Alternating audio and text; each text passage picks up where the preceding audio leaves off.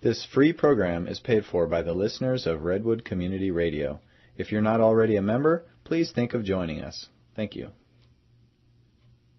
Information, Ask Your Herb Doctor, is brought to you with support from K-Mud, coming in part from Golden Dragon Medicinal Syrup, an anti-inflammatory, antifungal, antibacterial, antioxidant medicine made without heat or ice. Golden Dragon Medicinal Syrup is organic, edible, topical, cosmetic, and water-soluble. Information is available at goldendragonmedicinalsyrup@gmail.com and by phone at 707-223-1569. And support for K-Mud comes in part from listeners like you and from Earth Gallery and Custom Framing, offering conservation picture framing for art, photography, and just about anything that can be framed. Their workshop can handle production runs to one-off custom frames. They sell handmade wool rugs and house several artist studios, and will be featuring Jesse Allen Printed Works in the main gallery this summer. Earth Gallery is on Facebook and located at 436 Maple Lane in Garberville. They can be reached at 923-1121. And, one more thing to read. As usual, the views and opinions expressed throughout the broadcast day are those of the speakers and not necessarily those of the station, its staff, or underwriters. Time will be made available for other viewpoints. Thank you for joining us. And it's time for Ask Your Herb Doctor.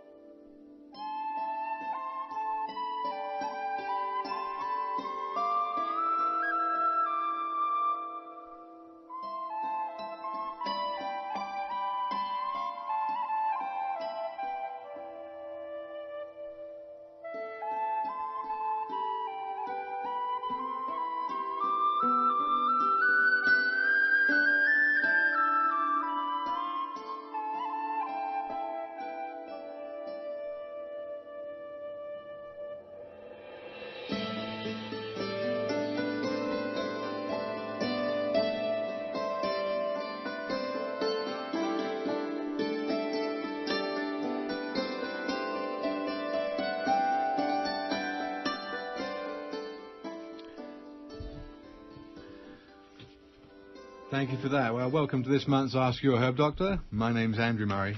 My name's Sarah Johannesson Murray. For those of you who perhaps have never listened to the shows, which run every third Friday of the month from 7 to 8 p.m., we're both licensed medical herbalists who trained in England and graduated there with a master's degree in herbal medicine. We run a clinic in Garberville where we consult with clients about a wide range of conditions, and we manufacture all our own certified organic herbal extracts, which are either grown on our CCOF certified herb farm or which we source from other USA certified organic suppliers. So you're listening to Ask Your Herb Doctor, KMUD Garberville 91.1 FM, and as usual from 7:30 until the end of the show at 8, you're invited to call in with any questions, either related or unrelated to this month's subject, amongst other things of hot flashes, night sweats, and the relationship to stress, aging, PMS, and sugar metabolism. If you live in the area here, the number's 923-3911, or if you live outside the area, the toll-free number's 1-800-KMUD-RAD. We can also be reached toll-free on 1-888-WBM-HERB for further questions during normal business hours, Monday through Friday. So, as is becoming very, very popular, and we're very pleased also for it to be the way it is, we're joined by Dr. Raymond Peat, and he does have a new topic of research that he's been working on here for the last month or so. So we're going to be very lucky to have his take on what is by many people held a very common misconception about the transmitters, neurotransmitters, etc., that he'll be talking about in a moment. So once again, we're very pleased to have Dr. Raymond Peat on the show. Good night. Good night. Excuse me. Good evening. Hi. Okay. As usual, perhaps there are people who have just tuned in tonight who've never heard you before. It's always possible, and I want to make sure that people that are listening get the opportunity to hear of your technical background and your expertise. So if you wouldn't mind. Between 1968 and 72, I studied biology at the University of Oregon, specializing in physiology, especially reproductive aging and related biochemistry. Okay, so that's your main background is physiology and reproductive physiology. Okay, so I know that the topic that you've been working on recently, and I know from one of your most recent newsletters on serotonin, that is also tied in with it.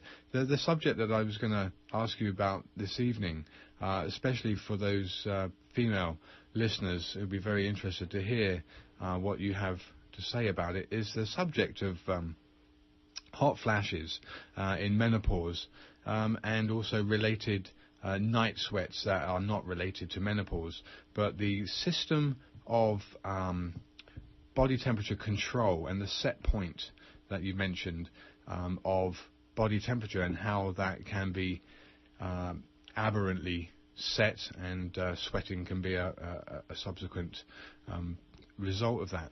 So perhaps would you start by describing a little bit this set point? It's not something that I've ever really heard about before for body temperature and how that relates to sweating, and how we'll later on we'll bring out how the hormone side of it is largely treatable. In mammals, the temperature is regulated by hormones and nerves, partly by causing vasoconstriction or vasodilation in the skin and sweating. When you want to lower your temperature, you sweat and turn pink so that your skin radiates, gets the blood to the surface where it can, by convection and conduction and radiation, release heat into the environment. Cold-blooded animals like lizards, when they need to increase their temperature, move into the sun, or exercise, running raises their temperature.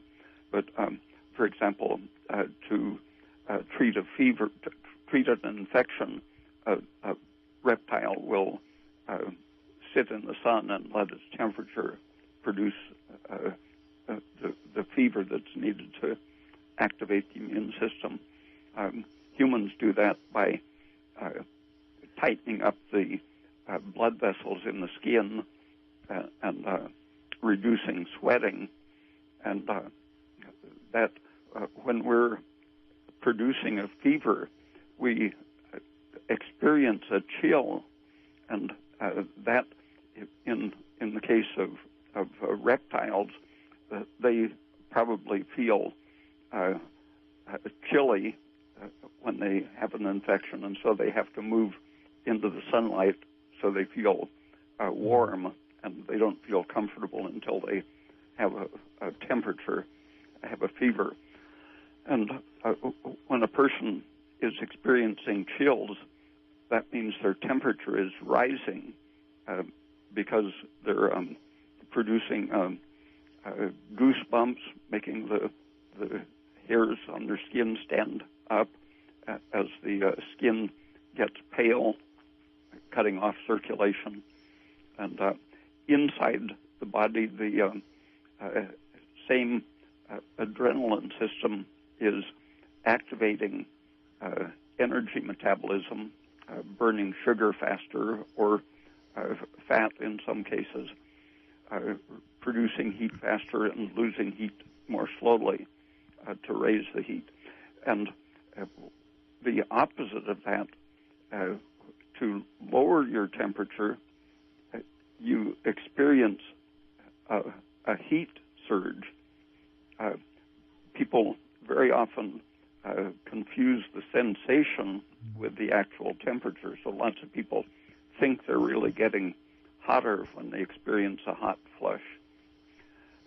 But if you measure the temperature, the core temperature, typically drops by close to 1 degree Fahrenheit just in the minutes surrounding a hot flush. So does that mean when somebody's experiencing an infection and their body is alternating chills with sweating, that their body's trying to raise the body temperature in order to fight the infection, and then it gets too hot, and then the body's trying to lower it, so they actually are getting warmer when they feel cold and colder when they feel hot? Yes. The sensation that you experience is closely related to the thermostat set point. No one knows exactly how that thermostat works in an animal, but the physical basis for it seems to be the protein, water, fat system in the cell. As the temperature rises, it needs to change its chemistry to maintain a steadiness. If to increase the set point, you stabilize this cytoplasmic system so that it becomes a liquid, basically, at a higher temperature. And if you liquefy the structure, it has to decrease the temperature to achieve the normal amount of order. But the details of it just aren't known, but it's equivalent to a mechanical thermostat. How quickly do you think this is possible to achieve this set point regulation throughout the organism? When you administer estrogen to a person or an animal, their temperature within probably minutes, but usually it's measured on an hour scale. It's a very quick reaction when the estrogen gets into the cells, so that they're being excited by it. To offset that excitation, the temperature has to decrease. Apparently, the sensation of being exposed to estrogen is one of warmth, and that very sensation is what lowers our set point, so that we drop the temperature. So in the menopause, when women are experiencing hot flashes, it's really down to an increased estrogen and a deficiency of progesterone that's causing them to feel hot, but their actual body temperature is dropping. So their set point is at a lower temperature, therefore they sweat more easily at a lower temperature. Yeah, and all the symptoms of menopause, including the hot sweats, set in when progesterone fails to be produced. But the estrogen levels in the serum even are pretty much the same in women with and without hot flashes. It's the absence of the anti-estrogen progesterone and androgens that cause the symptoms and hot flashes. So why are we told by the medical community that it's really a deficiency of estrogen and you need to take estrogen to replace this deficient hormone, when in fact it's a deficiency of progesterone? There are more and more people realizing that. Just in the last few months, 2 different people have published on that subject, that the evidence really is clearly on the side of the progesterone deficiency. But it started back in the 30s when the drug companies wanted to sell, at first, a synthetic estrogen product. And is that DES? Yeah, that was the first one. And then they did have a synthetic estradiol that became one of the staples. The ethinyl estradiol was, I think they say, 17 times more powerful than natural estrogen, and that was an early product. And to sell those products successfully, they had to create an ideology.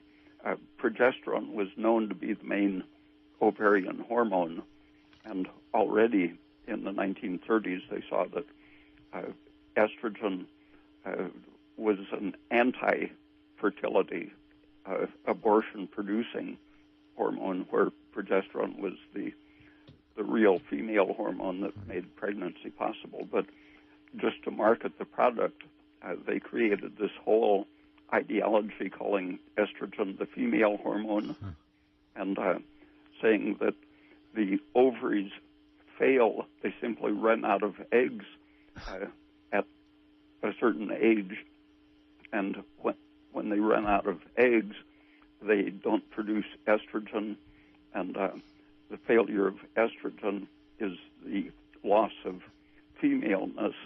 And so they said if you replace estrogen, you can maintain pregnancy, prevent miscarriage, and prevent the loss of femininity with aging.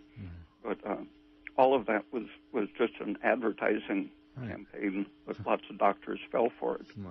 And lots of poor women suffered with deformed babies. Millions, yeah. Yeah. I know you mentioned it in one of your newsletters, saying that the history behind DES, or diethylstilbestrol, I think it is, isn't it? When they marketed it for the prevention of abortions, and then it came out as the morning after contraception, or the abortion pill.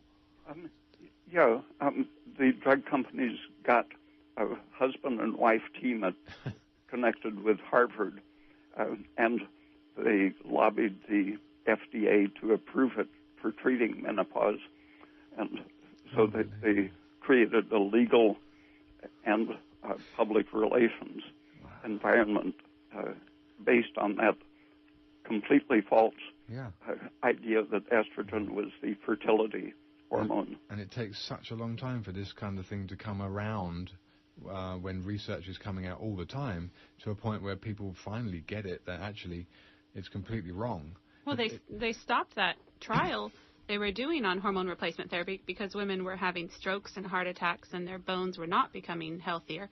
But now, back again, doctors are prescribing HRT to menopausal women. And all of those events, the heart attacks, strokes, dementia, breast cancer, and so on, all of that stuff was known on the basis not only of animal studies going back 50 years, but even in human studies. They saw all of those things in very good studies. It was just that the government did such a big study that no one could easily deny it. But now they're running campaigns these last 10 years to reverse the effects of that Women's Health Initiative study. Wow. Well, pharmaceutical reps are some of the best paid salesmen and women, and they are convincing doctors of a very unsafe practice, unfortunately, because they're such good salespeople. Okay, you're listening to Ask Your Herb Doctor on KMUD Garberville 91.1 FM. From 7:30 till the end of the show at 8 o'clock, you're invited to call in with any questions related or unrelated to this month's subject of night sweats, hot flashes, PMS, and aging, and in relation to such things as serotonin and melatonin and 5-HT, it also ties in. So, Dr. Pete, the relationship then between the serotonin and temperature regulation, or aberrations in temperature, and the misconception again about serotonin being good for you, or 5-HT or melatonin being good for you, which is completely bogus. And would you just bring out the fact that the relationship then between the night sweats and estrogen and serotonin, and then we will you can, when you talk about it, you can obviously bring out those erroneous statements about melatonin and 5-HT being good for you, and just let people know why they're not good for you. 50 years ago, a similar thing with the drug industry and government happened in relation to serotonin. The disease carcinoid an intestinal tumor that produces serotonin was being studied just when serotonin was discovered to be both a brain hormone but mostly an intestinal hormone. And the drug industry with psychoactive chemicals wanted to, for various reasons that my newsletters talk about, wanted to create the idea that serotonin was the hormone of bliss, they've called it, and that it was something to be raised to create well-being. And but still, the carcinoid study was identifying it as a stress-related hormone that caused flushing. Okay. One of the basic signs of having that intestinal disease was frequent flushing, as well as psychiatric symptoms. And one of the effects of serotonin is to activate the stress hormones, the cortisol system, and to activate aromatase, the enzyme that makes estrogen. But estrogen also releases and activates the production of serotonin. So it can become a vicious circle of stress, flushing, tissue breakdown under the influence of cortisol and so on. And cortisol is a backup mechanism for survival when normal, healthy metabolism fails to work. Cortisol is the stress hormone that keeps you alive, but under an unhealthy metabolism. Yeah, that's where the sugar metabolism comes in. The estrogen's basic effect is to shift metabolism away from sugar to burning fat as a basic defense mechanism. If you're starving, and starvation turns on flushing, among other things, if you're starving, you don't want to eat up your body tissues, converting protein to glucose. And so under stress, you have to turn your metabolism towards oxidizing fat. But at the same time, you turn off your thyroid, which is responsible for oxidizing sugar efficiently. So this keeps you alive through times of famine. Yeah, it slows your metabolism down and makes you burn fat and spare your tissues by not turning protein to sugar. Now, some listeners might think, oh, great, it makes me burn fat. That must be a good thing. Except that it slows your metabolism so much. That the little bit of fat burning doesn't account for much weight loss at all. It actually counts for probably weight gain. And that metabolism tends to, in most species, it puts the animal into torpor or hibernation. And when an animal is getting ready to hibernate, it tends to stock up its tissues with lots of polyunsaturated fats. And they found that they can bring on torpor or hibernation by either feeding them or injecting them with polyunsaturated fats. And if you give them sugar rather than unsaturated fats, you can keep them from going into torpor. And so this is a survival mechanism for animals in cold climates, that they eat a lot of the polyunsaturated fat-rich foods so that they can slow their metabolism and survive a cold winter where there's not as much food supply. But you were telling us about the flamingos in Africa. Leslie Brown, a specialist in flamingos, wrote a book in the 1950s, and he said that no one really has any idea how long they live, but he suspected that 130 would be a good estimate. But they've seen that the annual mortality doesn't change with age, so that a 50-year-old animal is no more likely to die than a 3-year-old animal. So what's so different in this hot climate in Africa? Well, they wade around in hot, salty water eating algae that is living at this very, very warm water temperature. And the flamingos live basically on the blue-green algae, which at that high temperature, the algae itself couldn't live if it made polyunsaturated fats because they would oxidize immediately. So they make saturated fats. Wow. And most of the blue-green algae that are available here are grown in cold climates, and so therefore the fats in the blue-green algae are very unsaturated and unstable. Yeah. Now, you mentioned also that that part of Africa has a high CO2 concentration. Yeah, some of their lakes that the flamingos wade in, the water feels viscous, they say, Wow. Because of the high sodium carbonate concentration. The carbon dioxide bubbles out of the volcanic rifts and makes the water both salty, alkaline, and very rich in carbon dioxide. Would you have any idea what percentage of CO2 might be present there? No. Okay. I've heard that the air in some regions has a very high concentration just seeping out of the volcanic rifts. It's just an aside here, but I wonder, do you know what makes the flamingos pink? I'm sure that's that's some kind of algae. Their food. So okay. We know that cold water fish have to have a polyunsaturated, unsaturated essential fat in order to have their fat stay liquid at cold temperatures. Yeah. But you were telling us about fish in the Amazon.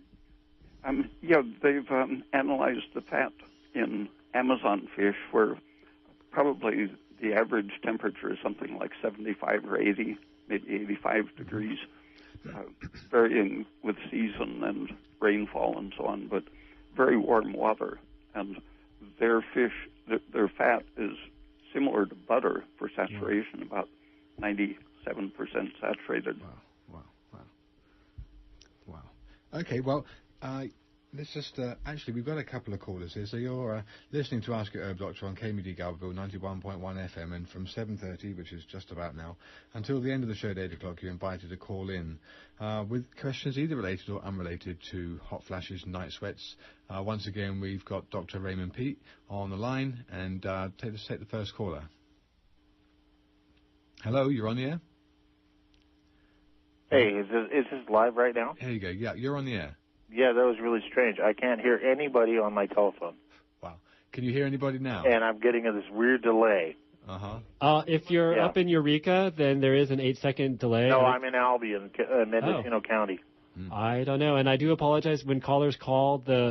Me talking to you on the phone is very, very quiet, so I'm actually shouting when I talk to you on the phone. I can't hear the person that's trying to talk with me. Okay. But I have a question for you were talking about something about night sweats and estrogen and whatnot. Is that correct? Yes. Okay.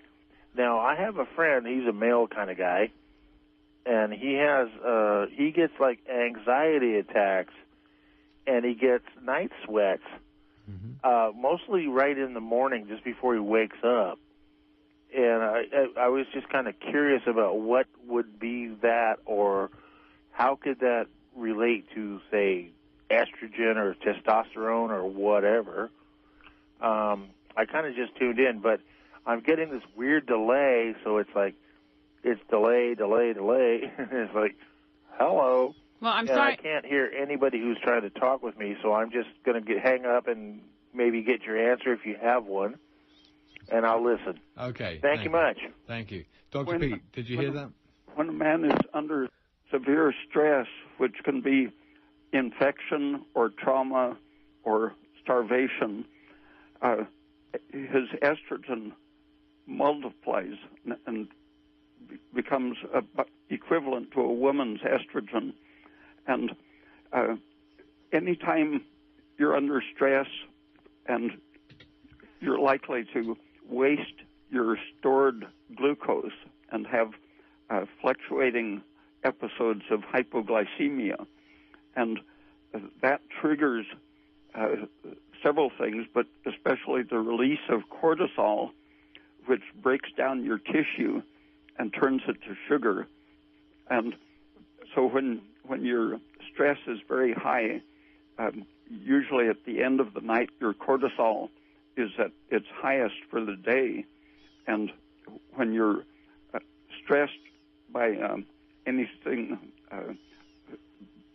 metabolic or an infection, for example, your cortisol can go extremely high as well as the estrogen. And that brings your blood sugar up,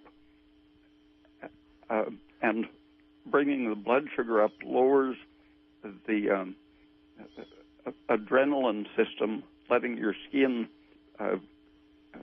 produce sweat and become pink and hot. So the actual sweating and sense of heat goes with very high cortisol, which normally is the highest around dawn.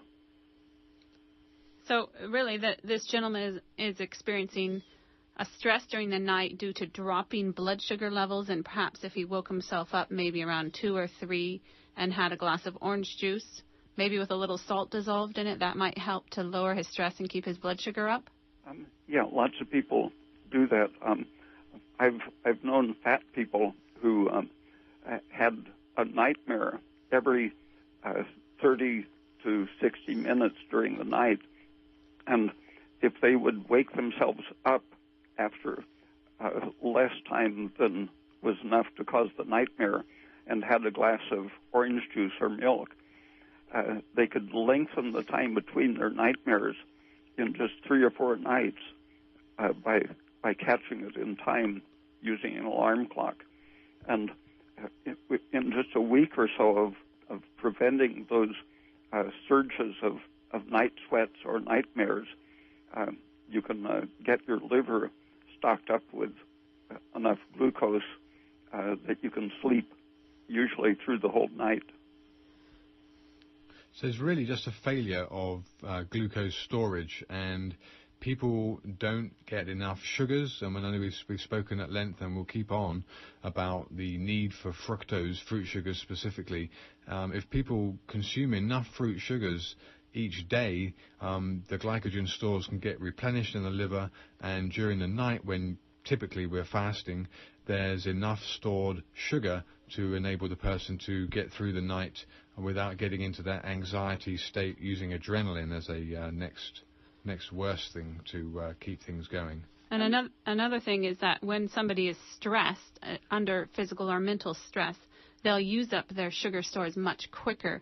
And a lot of times when people are under stress, they don't tend to eat properly, and they actually can tend to eat less, and then that just creates a very, very vicious cycle of stress hormones raising blood sugar by breaking down fat, and that whole backup metabolism that can lead to cancer, all sorts of destructive problems. Yeah, it lowers thyroid and progesterone, which are the basic energy-producing protective hormones. And in the absence of those, then you have to increase the acute emergency hormones, serotonin, estrogen, and the various inflammatory things. And in just the last 5 or 6 years, there have been several studies showing that hot flashes, menopausal hot flashes, can be prevented just with sugar. Wow. A big dose of carbohydrate at bedtime will work better than estrogen. And that's just because it's replenishing the liver's store, so the liver doesn't have to rely on those stress hormones to get some sugar. Yeah, and the mechanism by which estrogen does have some effect in reducing hot flashes, it's a very unphysiological effect. Mm-hmm. When morphine withdrawal is being used as a model of hot flashes, they find that old animals can have such a low metabolism that they don't experience the hot flash.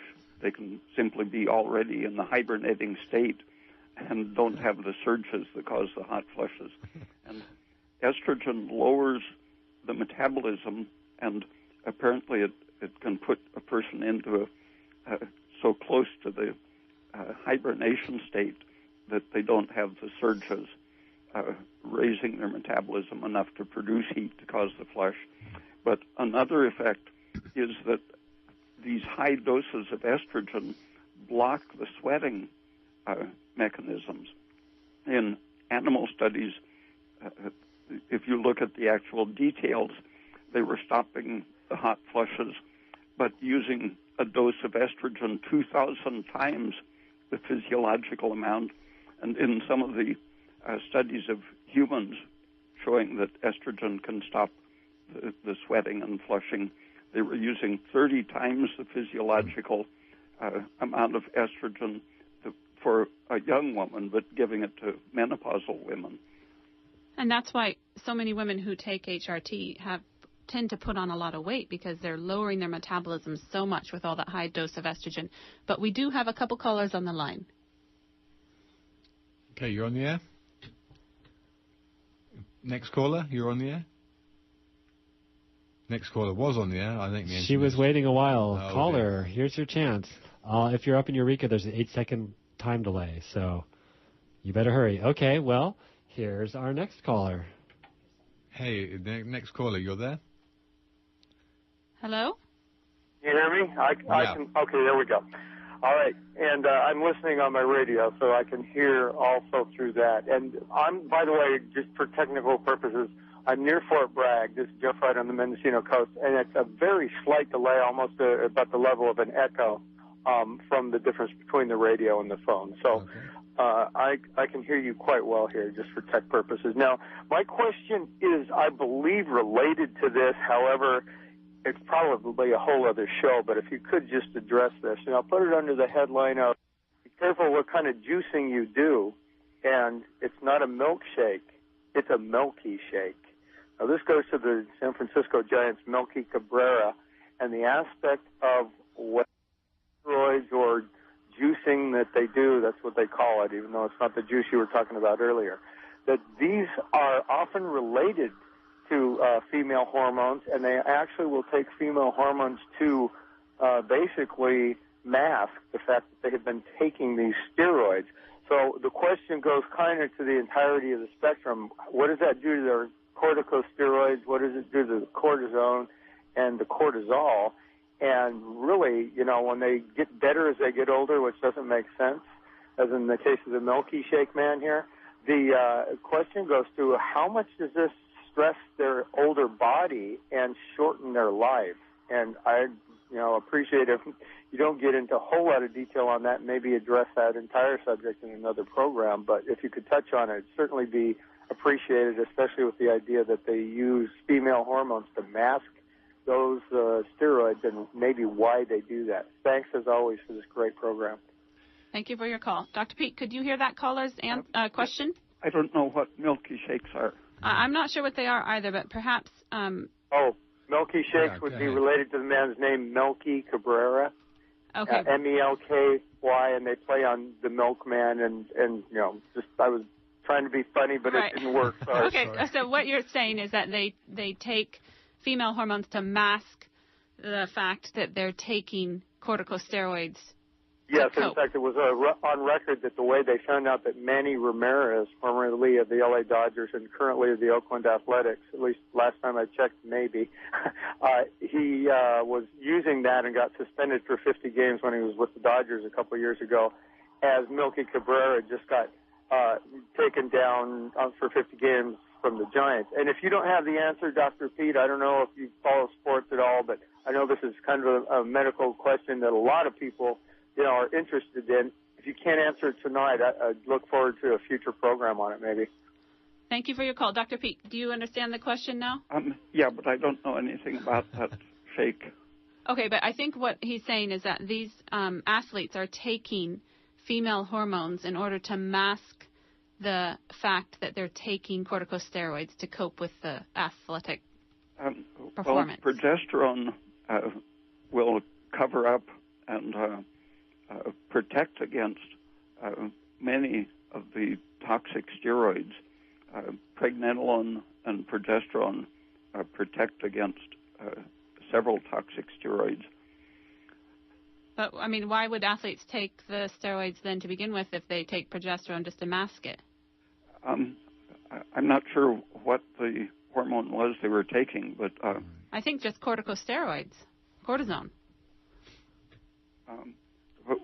I don't know why an athlete would take the cortico... Maybe after a game as an anti-inflammatory? I'm not sure. I'm sorry. Our knowledge is not too great in this area of sport. I think they're taking them as performance enhancers. Well, then they're maybe taking more like testosterone or other. Okay, I guess until we get clarification, let's just take the next caller. Hi, you're on the air? Hello. Hi, do we have an 8-second delay, or are you hearing everything on time? I don't know. I'm hearing you right now. Good. Okay, what's your question? What do I tell my doctor when they want to put me on statins for having high cholesterol? Tell them not to. Dr. P. I could send you a lot of research reports on that, but basically you have to remember that they don't just inhibit cholesterol, they inhibit a whole system of related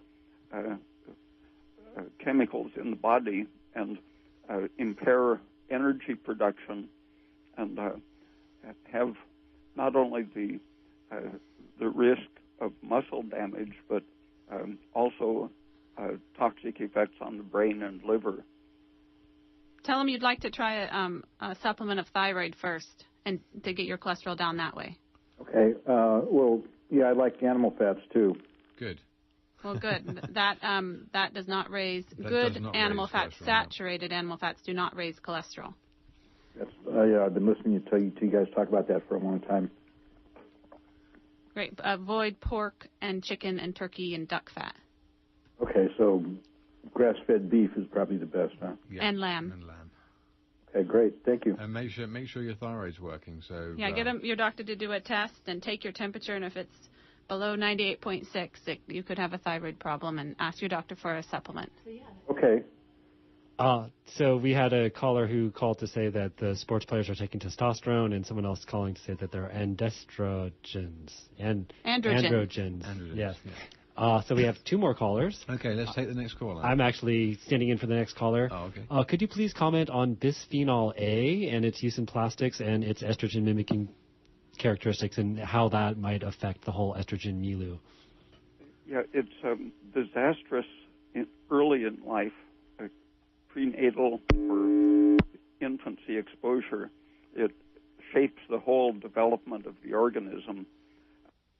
And an adult is less sensitive to it, but it still is very toxic as a strong estrogen, leading to all of these degenerative inflammatory effects. So what do you think is the biggest causative factor that's increasing bisphenol A in our dietary? Oh, I currently don't know.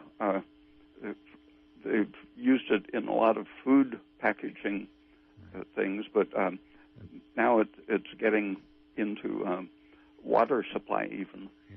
So you mean like water bottles and plastics and things that food is put in? Yeah, and even into some municipal water supplies. Recycling the water? No, getting into the groundwater and being pumped into water supply systems. Okay. And does bisphenol A cross the placental barrier to the fetus? Oh, yeah. Okay, we have another caller, so let's take this next caller. Actually, they dropped. I'm sorry. They okay, took no a while. problem. Or maybe I dropped them by accident. But So All call right. back Call if it. you Lines want are to. open. Yeah, call back in. Okay, so Dr. Raymond Pete's joining us tonight on the show, and he's explaining the mechanisms for hot flashes and night sweats. The number here, if you live in the area, is 923-3911, or if you live outside the area, the 800 number is 1-800-KMUD-RAD. So you're listening to this month's Ask Your Herb Doctor. My name's Andrew Murray. My name's Sarah Johannesson Murray.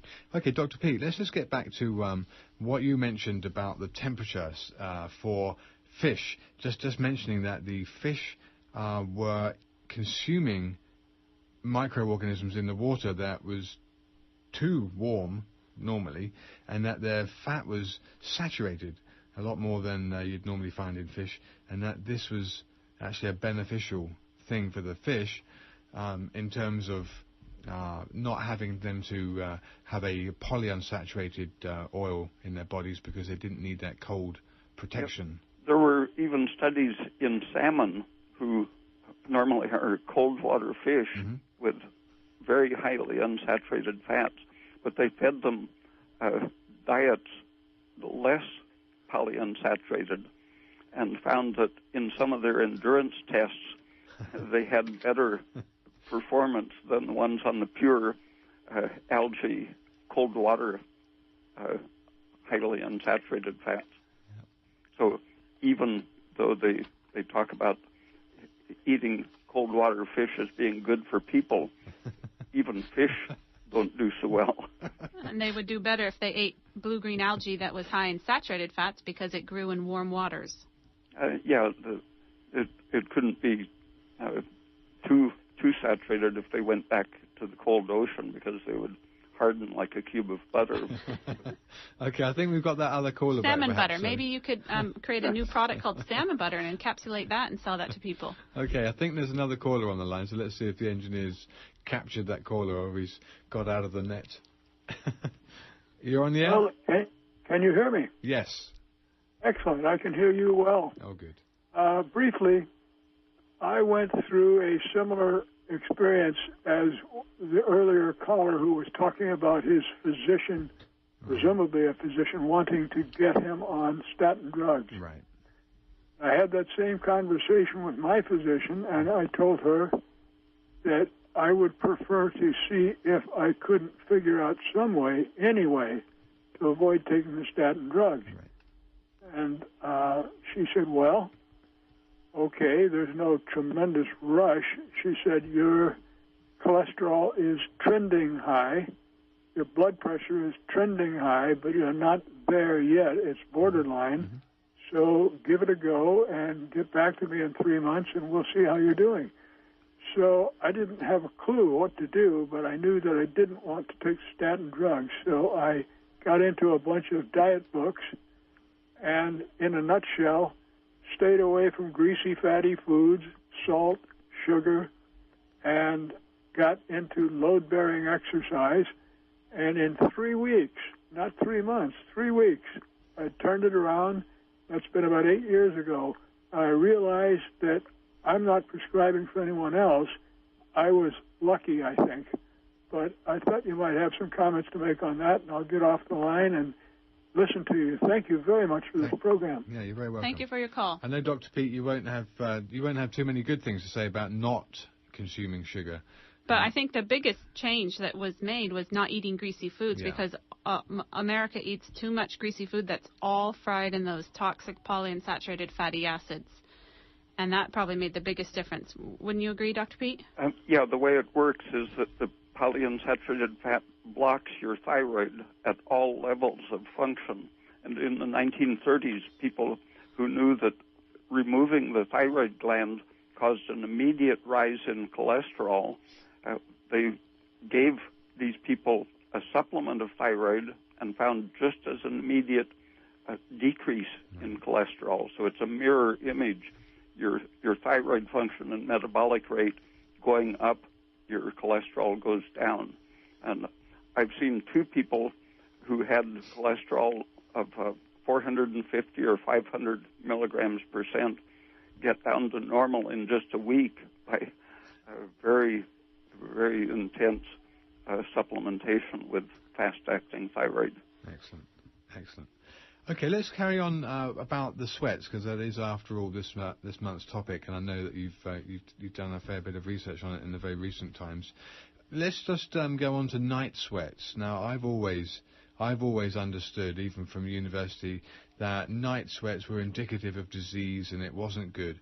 Now, what do you think about night sweats in the way that you understand temperature regulation now? Because it's probably very different from what we were taught. I think it's the same thing. The body needs to be hot, but the night signal is to cool off the metabolism to permit sleep, and you have to mobilize the nervous system in a different way, shift from sympathetic to parasympathetic, and parasympathetic activation makes you sweat, and getting your blood sugar up is the other thing that shifts you away from the sympathetic dominance. And the various things during the night triggered those nervous changes. Just lying down tends to shift you towards the parasympathetic dominance, making you sweat more easily. But then prolonged darkness increases the production of cortisol, which raises your blood sugar and shifts you again away from sympathetic to parasympathetic. So it's a combination of darkness, the day cycle, the whatever the stress is, lowering your blood sugar, and then the compensating cortisol, raising your blood sugar. So what are some things that we can do to fix this? I mean, we've talked about avoiding polyunsaturated fats and eating saturated fats in their place, so that means avoiding meat fat that's from pork, chicken, turkey, duck. One of the things that happens at night is that this shift of the nervous system tends to slow the digestive process, and it can allow bacteria to become more toxin-producing during the night, and keeping your intestine clean during the night as far as possible, and eating a carrot in the afternoon, for example, to stimulate the intestine and suppress some of the bacterial growth. A raw grated carrot. Yeah. Okay, there's one more caller on the air, so let's see if we can take this next caller. You're on? Yeah, hi. I'm calling about your couple questions on the. What you talking about the being low fat with the meat, or are you saying the beef is the best kind of low cholesterol? Is that what I heard you say? Well, yes, I was saying to avoid the fats from the pig, chicken, turkey, duck, and instead, if you're going to eat meat, get the fat from beef and lamb, the saturated fat, because it's a myth that it's the bad fat, because really it's the most natural fat, and it's only just because those other animals are fed corn and soy, which are a bad fat. Is there a difference between the kind of fats in beef, or is it just whatever kind of beef you eat? Whether it's a hot dog or it's a filet mignon, it's all the same. Grass-fed beef is, of course, ideal. Ideal for what reason? The grass has a high content of vitamin E, and vitamin E is used primarily in the beef animals to destroy the polyunsaturated fats. I see. And so the more vitamin E in the diet, the lower the polyunsaturated fat content of the beef will be.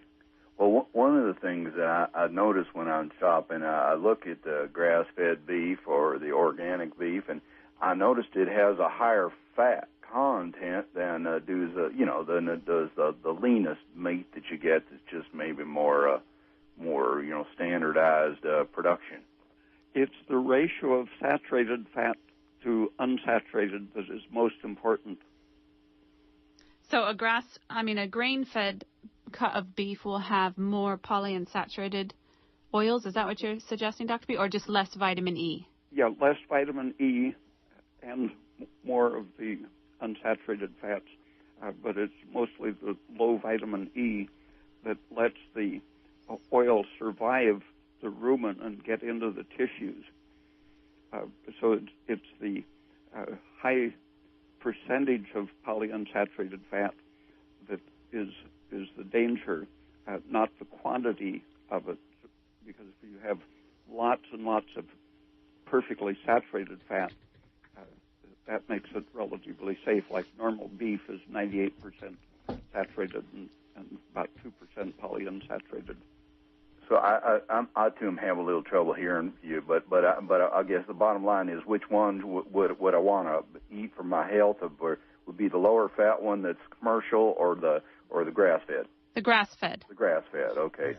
And the other question is kind of different. It's do you know any kind of relationship between any of these health matters and there's Epstein-Barr and Lyme's disease found a lot around these parts, and you know anything about how that relates to the metabolism system or something like that? Well, you know what? We're running out of time. We only have 4 minutes left, and we need to wrap up. But maybe you can call in with next Friday, the third Friday of September. Third Friday of September. Well, I'll put that on my calendar. Okay. Thank you for your call. Thank you. Thank you for listening. Okay, so I want to make sure to cover some things that we can recommend for people to help decrease hot flashes, whether you're a male or a female. And Dr. Pete, you were mentioning sugar, carbohydrate in general, but especially fruit. Gelatin is the protein that's best because it doesn't make any serotonin.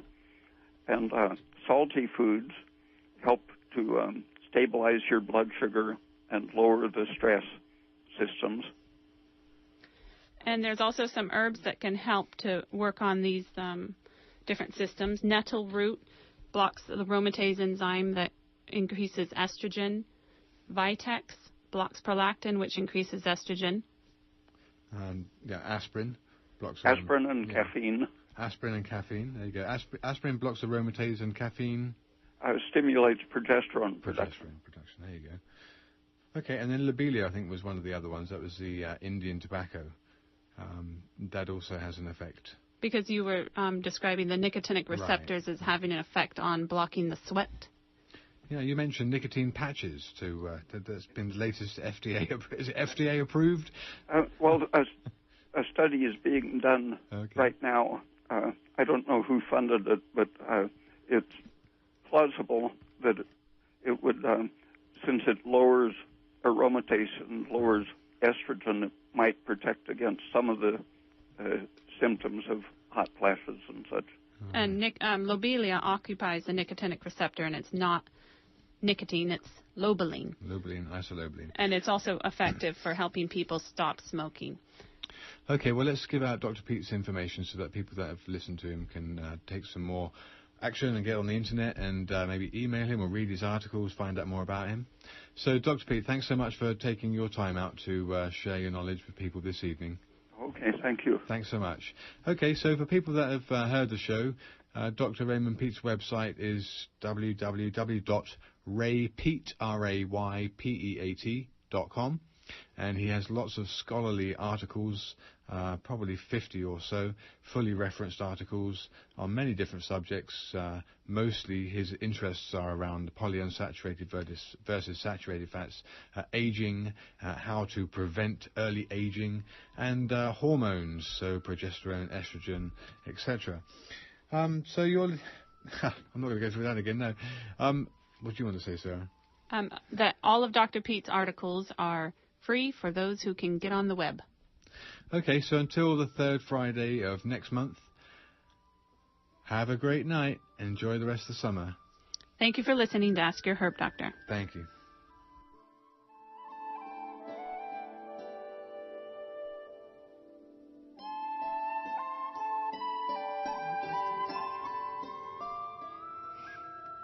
Support for K-Mud comes in part from listeners like you and from Earth Gallery and Custom Framing, offering conservation picture framing for art, photography, and just about anything that can be framed. Their workshop can handle production runs to one-off custom frames.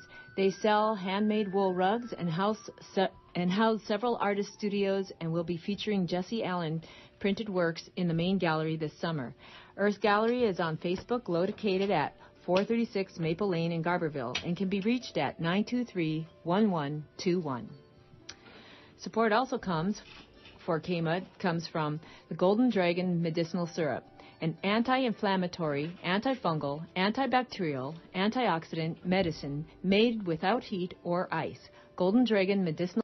Please remember that this program is supported by the listener members of Redwood Community Radio. If you like what you hear, please consider becoming a member of KMUD or renewing if you've already joined. A regular yearly membership is $50, but we accept any amount. Help us keep free speech alive.